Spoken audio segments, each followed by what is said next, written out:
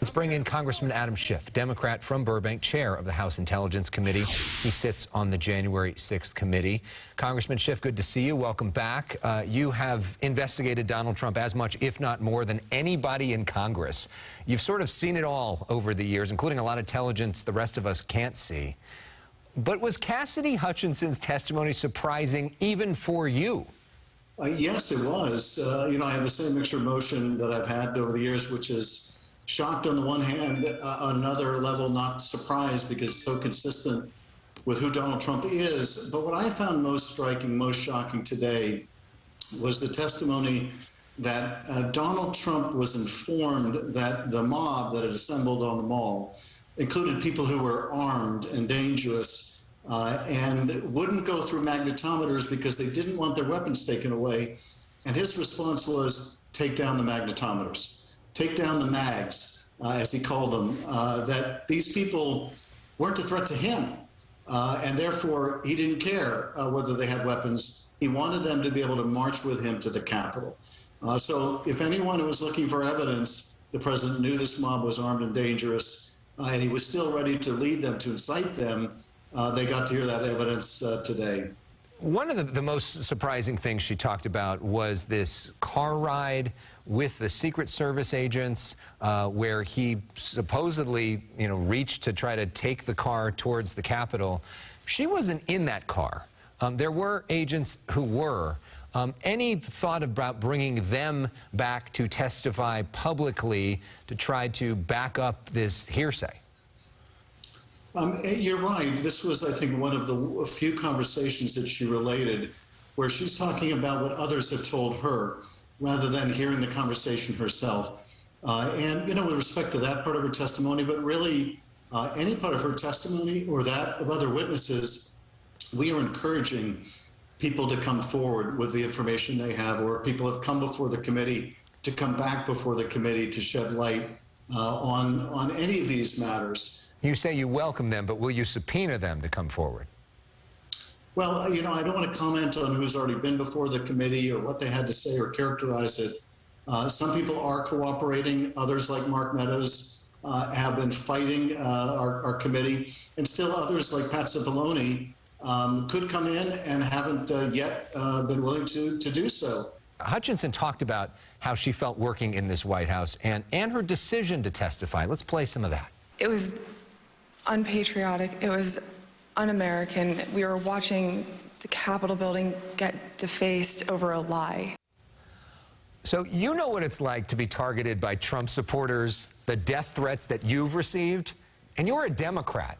You can only imagine what she must be going through as a Republican who testified against the former president. Yeah, I have all too much firsthand experience with being on the receiving end of threats and the ire of a president, now former president, which makes it all the more remarkable to me to watch her grace under pressure and her courage.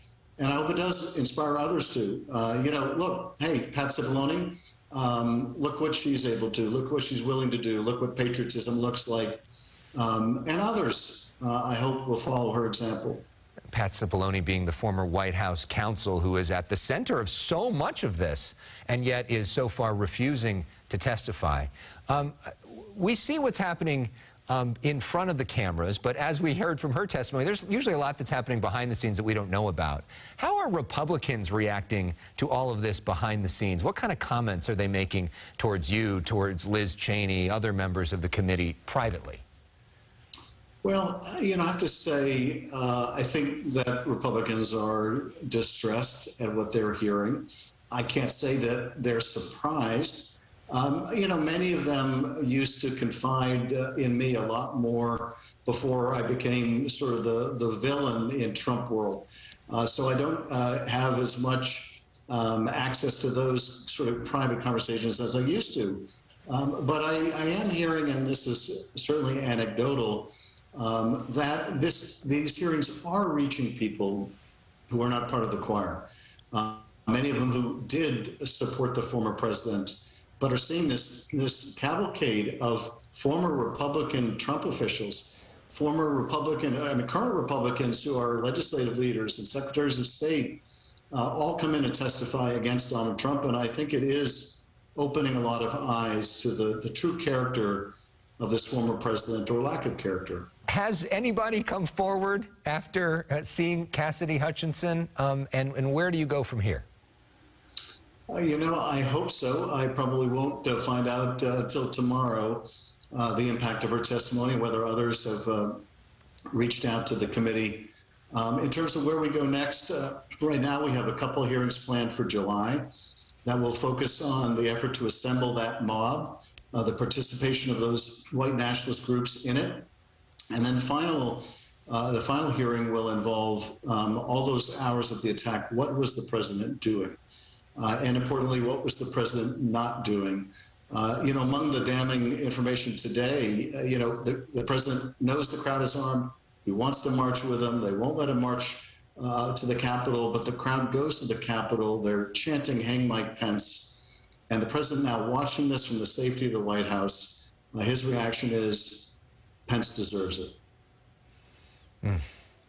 Adam Schiff, thank you so much for sharing your perspective on all of this, and we will see what happens next when it comes to the January 6th committee. Appreciate the perspective.